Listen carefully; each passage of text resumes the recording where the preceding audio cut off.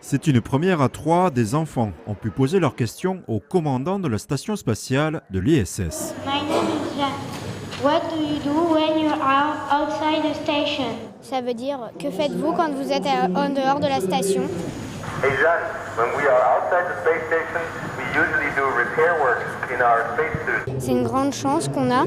Vraiment pas beaucoup de gens ont réussi à parler aux astronautes et du coup ça fait quelque chose d'important. L'idée revient à cette enseignante.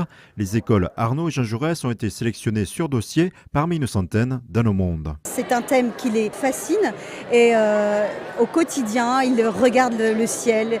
C'est fabuleux, on a beaucoup de chance. On a dessiné la Lune, on s'est installé dans la cour, on l'a observé. Et ensuite, il y a de la manipulation. On passe par les 5 sens en maternelle, c'est très important. Et surtout, c'est la première fois en France qu'une école maternelle participe à un événement tel que celui-là. C'est exceptionnel.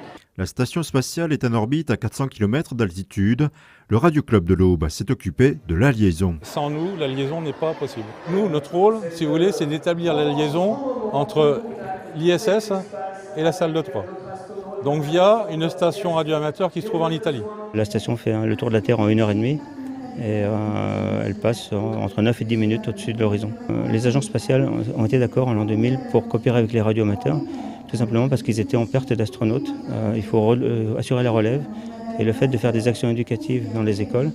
Les agences spatiales sont preneuses et prennent 20 minutes, une demi-heure sur le temps des astronautes. Le premier astronaute à voyager au sein des vaisseaux Soyouz et Columbia a pris le temps de venir à Troyes, de répondre aux questions et pourquoi pas créer des vocations. C'est pour les motiver sur l'éducation.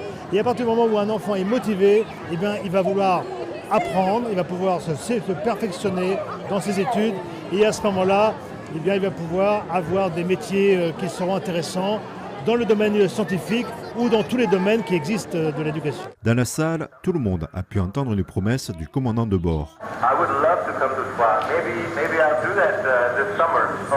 Oui, j'adorerais pouvoir venir à Troyes et peut-être que je viendrai cet été.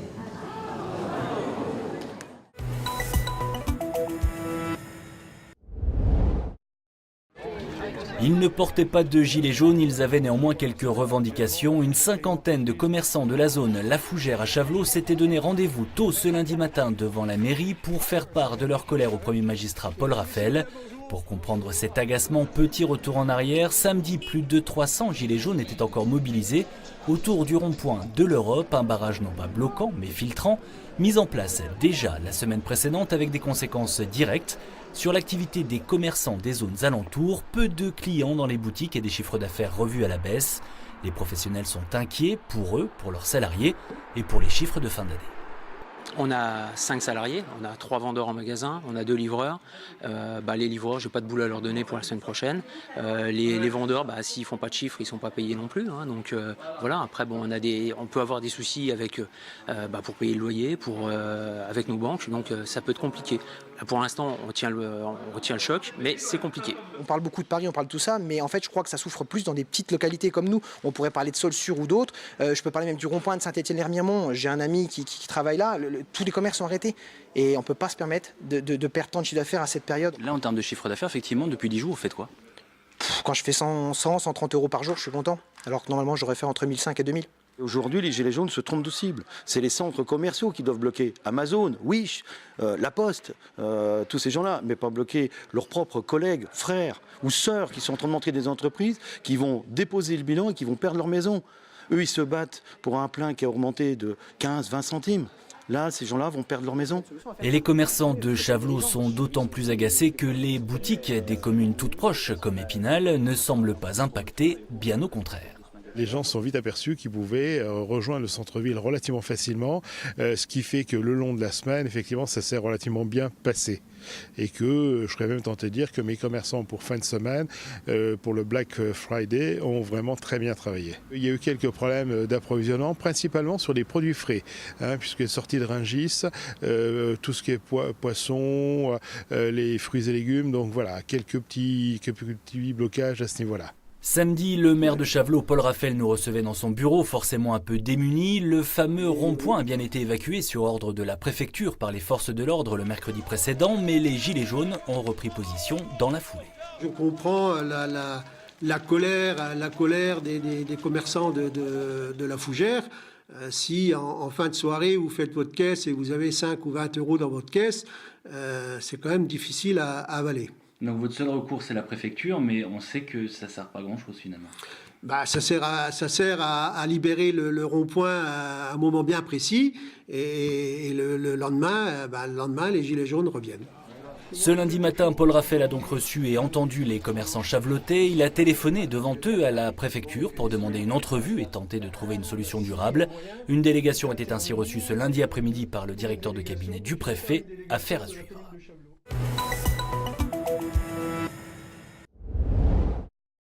L'amphithéâtre était complet hier soir sur le campus Artem de Nancy. Le thème du jour, les enjeux de demain concernant le sillon lorrain. Cet espace regroupant les 4 intercommunalités de Thionville, Metz, Nancy et Épinal a décidé il y a 20 ans d'unir leurs efforts afin de travailler ensemble au développement du territoire et de la mobilité de ses habitants. Travailler tout seul aujourd'hui, c'est complètement dépassé. Surtout quand on travaille sur la mobilité, il faut évidemment envisager cette mobilité dans sa totalité, c'est-à-dire l'ouverture sur le sud, la fluidité vers le nord. Et c'est comme ça, je crois, qu'on peut faire gagner et progresser ce territoire. Et les projets portés par le sillon lorrain sont nombreux. Par exemple, la création de l'Université de Lorraine, la cohérence des différentes communautés hospitalières ou encore l'installation du très haut débit. Hier soir, la table ronde a réuni les élus de ces intercommunalités, mais aussi Jean Rotner, le président de la région Grand Est, et pour qui l'union des efforts est une évidence.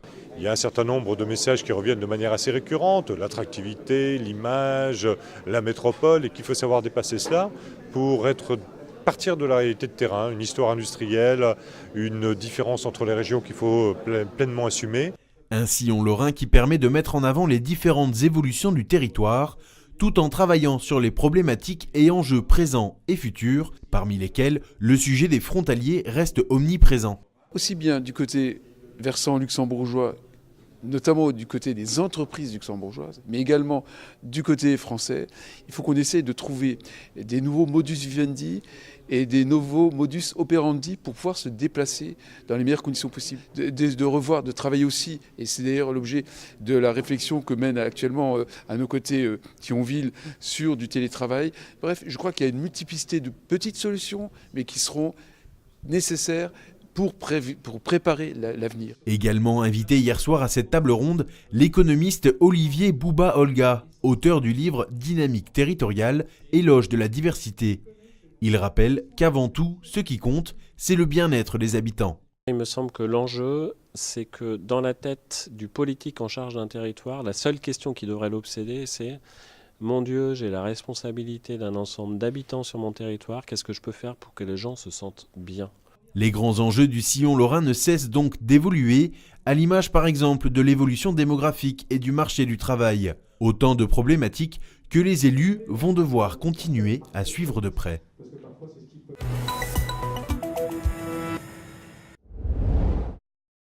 Nós somos brasileiros e estamos aqui para o Mercado de Natal de Estrasburgo. Wir sind aus Deutschland und wir sind hier für den Weihnachtsmarkt. We're from New York and we're here for the Christmas market.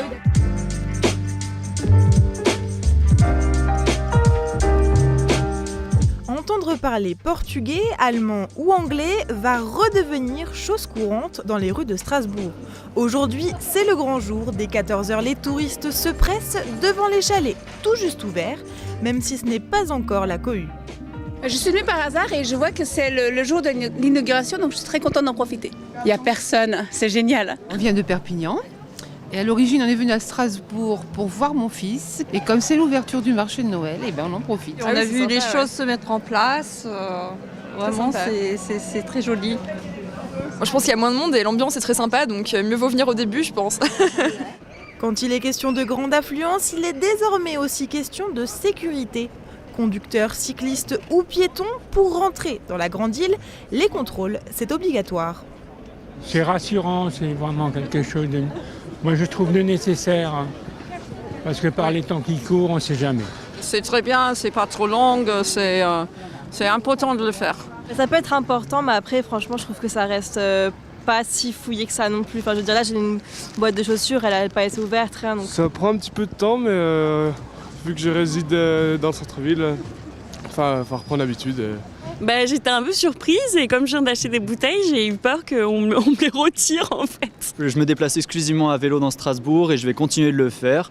Même si voilà, avec les fouilles ça va prendre un peu plus de temps, il n'y a pas de souci, je vais continuer à vélo, je vais juste adapter un petit peu mes horaires.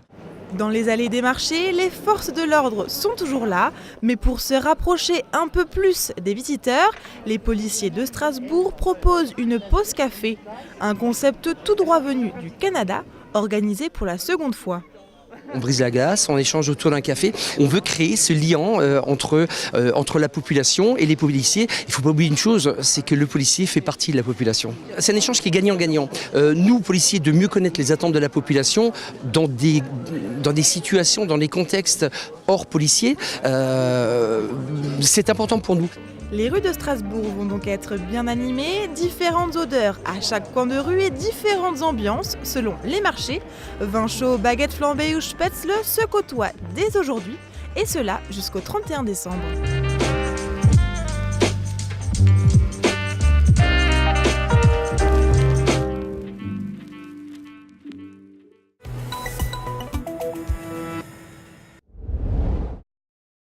Vivre bien pour bien vieillir, prendre du plaisir après 60 ans, c'est possible et heureusement, c'était en tout cas démontré ce mardi au Forum Prévention Santé Bien-être au Centre des Congrès à Épinal. Un événement proposé conjointement par les comités régionaux de coordination de l'action sociale et la CARSAT Nord-Est, une première dans la Cité des Images. Le passage à la retraite est un moment important et il faut surtout que les personnes retraitées se fassent plaisir, prennent du temps pour créer du lien social, faire de l'activité physique, bien manger, bien bouger. Des conférences, des stands d'information, des ateliers et la présence du bus de l'autonomie prêté par le conseil départemental de la Haute-Marne et qui présente toutes sortes d'aménagements à réaliser à domicile pour faciliter les gestes du quotidien. Des fois dans des espaces qui sont restreints, en fonction des pièces et des besoins, en fait, on peut adapter des petites choses quotidiennes et qu'on n'est pas forcément obligé de passer par des gros aménagements. Parce que c'est ce qui fait souvent peur, en fait, les aménagements, les gros aménagements. On a des personnes qui sont habituées à vivre dans des maisons depuis des années, qui tiennent à leur logement et qui tiennent à rester chez eux. Et donc là, l'objectif, en fait, c'est des cours en fait, de petites aides techniques, de faciliter en fait, le quotidien. Le bus sillonnera d'ailleurs le département des Vosges cette semaine, mais retour sur le forum, l'idée était bien de comprendre comment se faciliter la vie pour mieux en profiter, prendre du plaisir à manger, bouger et avoir aussi, c'est important, une sexualité épanouie, un thème également prévu au programme. Oh bah ma foi, pourquoi pas. On peut en parler, oui. Mais autrement que la partie purement sexuelle, hein, ça va bien au-delà de ça, oui. Ça peut toujours être un échange intéressant et fructueux, oui. En fait, c'est très important. La sexualité n'est pas uniquement chez les jeunes ou chez les personnes en couple. Elle est aussi donc chez les seniors et même des fois beaucoup plus développée de ce côté-là. Les inhibitions ne sont plus là et on se permet un petit peu beaucoup de choses. Et sur certaines conférences Plaisir sous la couette, certaines personnes viennent et nous demandent s'ils peuvent rencontrer des gens. Le forum Santé Bien-être se déroulait ainsi toute la journée à Épinal, accueillant plusieurs centaines de personnes. Le bus de l'autonomie, quant à lui, on l'a dit, poursuit sa route cette semaine dans les Vosges. Il sera à Neufchâteau mercredi, à Remiremont puis Gérardmer jeudi et à Saint-Dié-des-Vosges vendredi.